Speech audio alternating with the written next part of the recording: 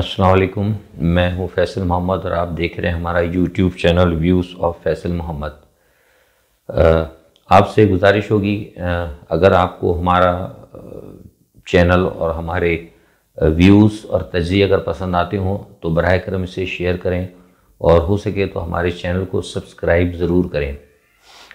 कल हमने आपको बताया था कि आज का जो पार्लियामेंट में जो भी इजलास होगा वो गैर मुतवक्का होगा। गैर मुतवक्का इस हवाले से कहा था हमने कि बहुत कुछ होना था और बहुत कुछ जो नहीं होना था वो होगा और जो नहीं होना था वो हो जाएगा। मतलब गैर मुतवक्का वही होती है कि जिस चीज़ को आप समझ में आ रही हो, जो चीज़ें वो ना हो बल्कि उसके बरक्स हो जाएं।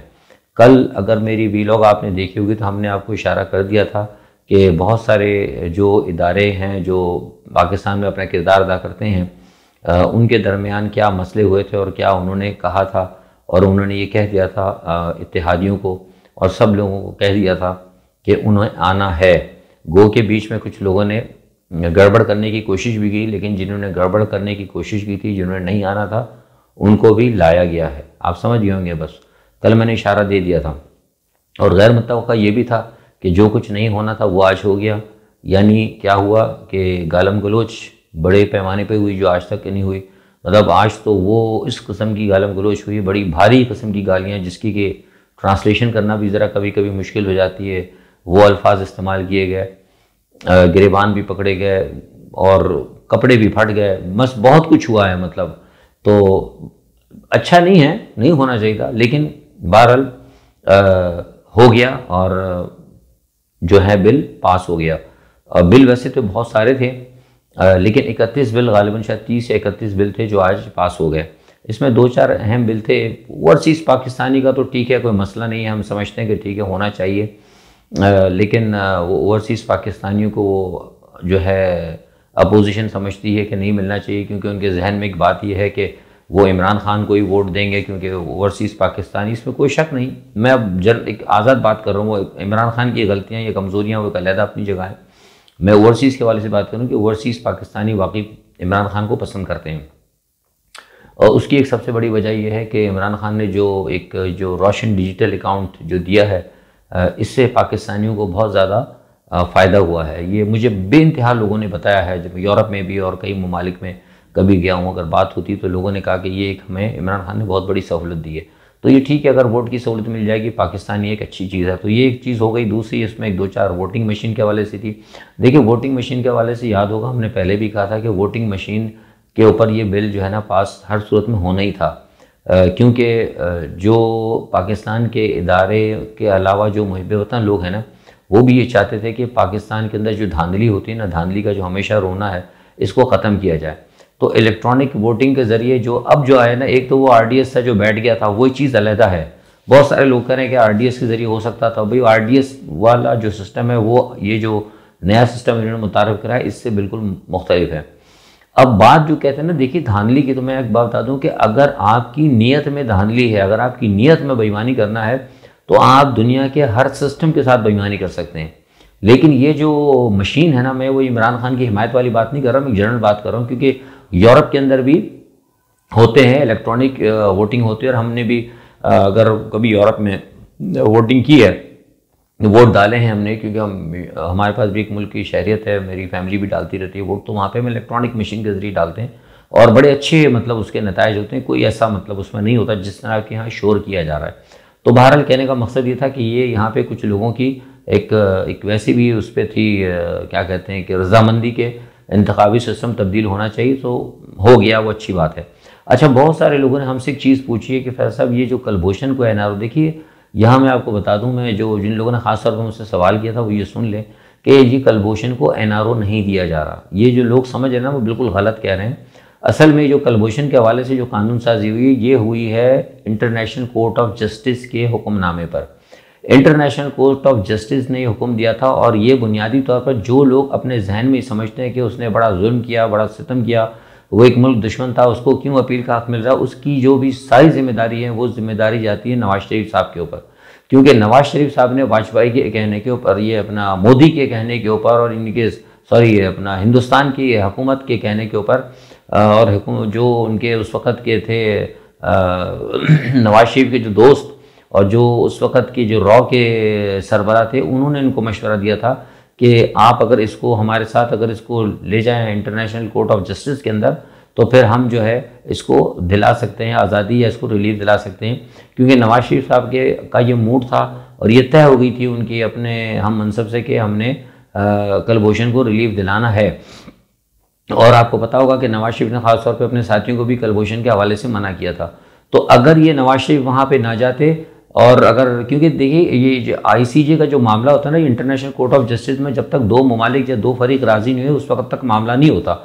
अगर आप नवाज शरीफ साहब मना कर देते तो ये मामला नहीं होता, लेकिन चूंकि वहाँ की रजामंदी से गए तो अब फिर ICJ के जो भी ऑर्डर्स हैं वो आपको मानना पड़ेगा। तो वो ठीक है, आपने माना, ये हो गया। लेकिन ये कहना कि उसको कोई NRO इमरान खान ने दिया, ये गलत बात है। मतलब मैं इमरान की हिमायत नहीं कर रहा, मैं हमेशा जो इमरान की गलतियाँ होती हैं वो मैं बता देता हूँ वो गलती, वो फिर इमरान के जो दोस्त हैं वो फॉलोअर्स बुरा भी मानते हैं, लेकिन जो अच्छाई होती है वो भी मैं बता देता हूँ।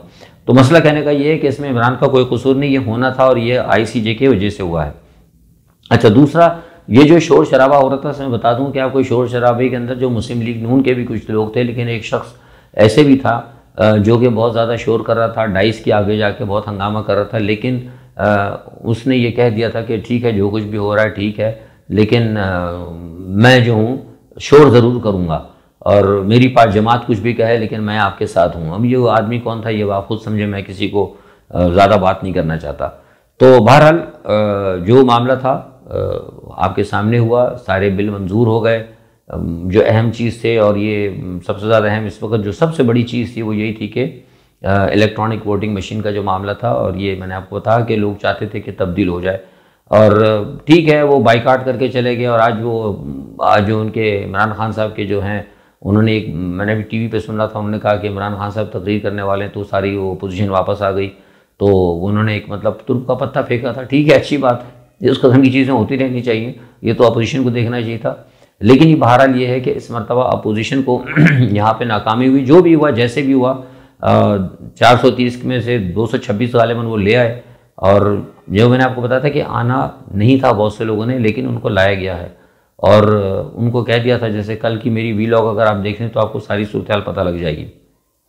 बहरहाल ये सूरत हाल है, और मैं समझता हूँ कि इमरान खान के लिए एक बेहतर सूरत हाल है, क्योंकि उन्होंने कानून साजी कर ली है, और एक दो बिल उसमें जो स्टेट बैंक के हवाले से हैं वो ज़ाहिर है, अब मैं समझता हूँ कि वो मेरे हिसाब से मतलब बहैसियत एक मोहम्मद फैसल एक आलमी मसालियतकार या एक तजिया निगार की हैसियत से, बहैसियत एक पाकिस्तानी की हैसियत से, वो बिल जो है ठीक नहीं है, क्योंकि मैंने आपको पहले भी कहा था कि वो स्टेट बैंक की खुद मुख्तारी के हवाले से, लेकिन वो भी करना था इसीलिए कि आप IMF के पास चले गए हैं, आप मजबूर हैं। अब या तो IMF से आप जान छुड़ाएं, मेरी पिछली वीडियो देख लें, मैंने कहा या तो आप मुकम्मल तौर पर IMF से जान छुड़ाएं, उसके लिए आप सख्तियाँ कितनी सख्ती बर्दाश्त करेंगे? जो आज आप सूरत हाल से जिस कौम जिस सूरत हाल से गुजर रही है ना, इतनी ही सख्ती रहेगी।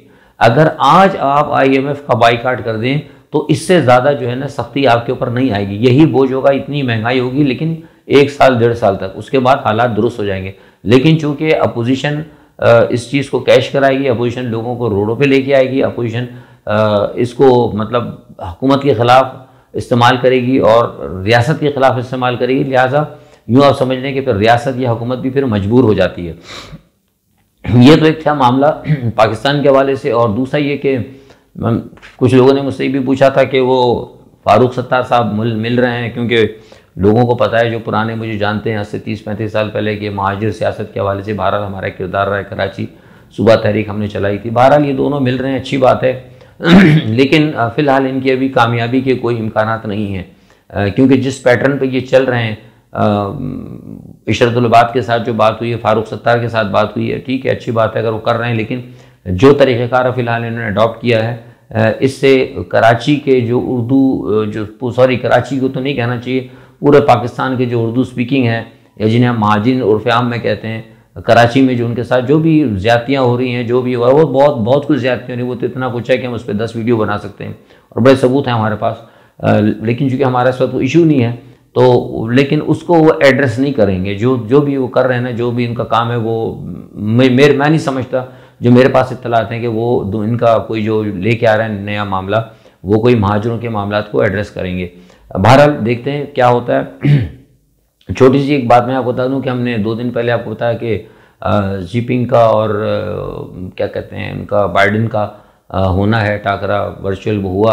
और आपने देखा, मैंने एक बात ही आपको कही थी, अगर मेरे वीलॉग आपने गौर से देखा हो तो मैंने कहा था कि चीन के जो सदर हैं वो ताइवान के ऊपर थोड़ा सा स्टैंड लेंगे और आपको नज़र आएगा थोड़ा सा हार्डकोर। और वही हुआ कि जो बातें हुई वर्चुअल की, ज़ाहिर है वो सारी तो अखबारात में नहीं आती, लेकिन जो सफारती ज़रिए बताते हैं वो यही बात है जो हमने कही थी कि उन्होंने ताइवान के ऊपर बहुत हार्ड लिया है और ताइवान के हवाले से उन्होंने सख्त, जिसे कहते हैं ना कि आपने रद्दमल ज़ाहिर किया है, जिसके नतीजे में आपने देखा कि बाइडेन ने एक बयान दिया और ताइवान के हवाले से उन्होंने कहा कि भाई ताइवान हम की इंडिपेंडेंस यानी ताइवान की आज़ादी को हम तस्लीम करते हैं और ताइवान अपनी आज़ादी के हवाले से खुद फैसला करे। तो मैं समझता हूँ कि बुनियादी तौर पर ये चीन की फ़तह है। इसलिए फ़तह है क्योंकि कल तक तो अमेरिका ये कहता था कि ताइवान को हम की आज़ादी का हम दिफा करेंगे, और इवन ताइवान भी परेशान हो गया है, ताइवान वाले भी परेशान है। वो तो एक्सपेक्ट कर रहे थे कि शायद बाइडेन ये कहें कि जनाब ताइवान एक आज़ाद मुल्क है और हम उसकी आज़ादी का दिफा करेंगे, लेकिन ऐसा नहीं हुआ। उन्होंने सिर्फ आज़ादी की बात कर दी। तो इसीलिए आपने देखा होगा कि चीन के सदर ने भी कहा कि हमारी फतह हुई है। तो मैं समझता हूँ कि यहाँ पे इसमें कोई शक नहीं कि चीन को बरतरी हासिल हुई है ताइवान के मामले पे। अच्छा, आर्मीनिया और अज़रबैजान के हवाले से आपको बता दूँ कि वहाँ दोबारा जंग छिड़ गई है बदकिस्मती से, और बहुत बुरा हुआ रहा है। जो मुझे पता लगा है तकरीबन 20 से 22 इस वक्त आर्मीनिया फ़ौजी हलाक हुए हैं, और अज़रबैजान का इतना नुकसान हुआ है, या 2-3 हलाकतें हैं अज़रबैजान की, लेकिन रूस ने इसके ऊपर थोड़ी सी नाराज़गी का इजहार किया है। और तुर्की कहता है कि इसके अंदर आर्मीनिया का कसूर है और आर्मीनिया की ज़्यादती की वजह से सारा मसला हुआ है। और उन्होंने कहा भी है, तुर्की ने रूस के साथ प्यूटन को पैगाम दिया है कि इनको रोका जाए, क्योंकि अगर ये मामला बढ़ा तो फिर दोबारा जंग जो है आगे जाएगी। तो बहरहाल जो अभी मैं आपसे बात कर रहा हूँ यानी आज अभी तो पता ये लगा है कि रूस कोशिश कर रहा है जंगबंदी कराने की। अल्लाह करे जंगबंदी हो जाए तो बेहतर है। बहरहाल इनका एक हिस्टोरिकल मामला है लेकिन ये भी आप नहीं कह सकते कि अगर किसी की कोई अगर तारीख़ी लड़ाई है या हिस्टोरिकल लड़ाई है तो आज के दौर में, जदीद दौर में, जो हम जदीद दौर कहते हैं, इस दौर के अंदर भी उस लड़ाई को जारी रखा जाए। और एक बात तो दूसरी बात है, अमेरिका से खबर ये है कि बाइडेन के दरमियान और कमला हैरिस जो उनके नायब सदर हैं उनके दरमियान बड़े सख्त इख्तलाफात पैदा हो गए। और उसकी वजह यह है कि मैंने एक दफ़ा पहले भी आपको कहा था कि कमला हैरिस जो हैं बुनियादी तौर पर उनका झुकाव थोड़ा सा जो है वो वहाँ की इस्टेब्लिशमेंट की तरफ ज़्यादा है, जबकि बाइडेन जो है वो थोड़ा सा कुछ अपनी मर्ज़ी भी करना चाहते हैं। और कमला हैरिस को का हिंदुस्तान के हवाले से भी एक थोड़ा सा एडवांटेज है, और जो हमें अंदर की खबर पता लगी है कि थोड़ा सा झुकाव वो कमला हैरिस के, वैसे भी आपको पता है कि उनके वालिद या वालदा जो भी है, मैं नाम नहीं लूँगा, जो भी उनका कोई ताल्लुक़ थोड़ा सा हिंदुस्तान से बनता बनाता भी है, लेकिन बहरहाल ज़ाहिर है कि कुछ ना कुछ तो होगा। तो लेकिन कहने का मकसद ये है कि इस मरतबा बहुत ज़्यादा इख्तलाफात हैं। और कमला हैरिस ने एक दो जगह सुनने में ये कहा है कि बाइडेन की, मतलब जैसे मैंने पहले भी आपको कहा था कि उनकी तबीयत बहुत ज़्यादा ख़राब रहती है, चीज़ें भूल जाते हैं, तो उन्होंने कहा था कि इनको हटा देना चाहिए बाइडेन को, क्योंकि अगर बाइडेन हटते हैं बीमारी की वजह से इनको सैंक किया जाता तो ऑटोमेटिकली कमला हैरिस जो है सदर बन जाएंगी। तो जो बाइडेन का जो ग्रुप है, जो उनका जो कैंप है, वो समझता है कि जो ये बात कमला हैरिस की जानिब से की गई थी, हालांकि कमला हैरिस की तरफ से नहीं की थी बल्कि बहुत से और लोगों की तरफ से भी की थी, क्योंकि बाइडेन भूल जाते हैं, उम्र का भी मसला है। तो वो ये कह रहे हैं कि बुनियादी तौर पर कमला हैरिस जो है बाइडेन से बगावत कर रही हैं या उनके खिलाफ एक महाज बना रही हैं। तो इस वक्त वहाँ ये एक मामला बहुत चल रहा है, और इस वक्त वहाँ अमेरिका की खबरें नहीं आती क्योंकि सारा तो मीडिया उनके हाथ में है ना, तो अपनी खबर तो नहीं। पाकिस्तान की ज़रा सी बात होगी ना, अगर ISI का और इमरान खान का हो जाएगा तो सब जगह चलना शुरू हो जाएगा, इंडिया वाले भी शोर करेंगे, सब करेंगे, लेकिन वहाँ अगर होगा ना तो वहाँ कोई बात नहीं करता। तो बहरहाल ये कि वहाँ इस वक्त एक बहुत बड़ा इशू है। अच्छा, एक चीज़ और ये कि यूक्रेन के ऊपर जो है रूस के मामला जो है और फ्रांस का मसला भी बना। फ्रांस के मैक्रोन ने यूक्रेन के हवाले से बात की है और उन्होंने कहा कि हम यूक्रेन का दिफा करेंगे, क्योंकि रूस समझता है कि यूक्रेन जो है उसका इत्तेहादी है और सारे मामला रूस के ज़ेर असर रहेंगे। रूस ने वहाँ पे उसके बॉर्डर पे फ़ौजी मशक़ें भी की हैं। तो मैक्रोन ने कहा है कि हम उसका दिफा करेंगे। जैसे मैंने कहा ना कि मैक्रोन ने खुलकर कहा कि हम उसका दिफा करेंगे, लेकिन बाइडेन ने ताइवान के हवाले से बात नहीं कही। तो उसके बाद फिर मैक्रोन के इस बयान के बाद प्यूटन के और मैक्रोन की टेलीफोन पर बात भी हुई है, और प्यूटन ने हमें जो मॉस्को से पता लगा वो ये है कि प्यूटन ने कहा कि अगर आप दिफा ज़रूर करें लेकिन हम इसके ऊपर कोई कंप्रोमाइज़ नहीं करेंगे। उनका एक अपना स्टैंड है रूस का और वो उसको नहीं पीछे हटेगा।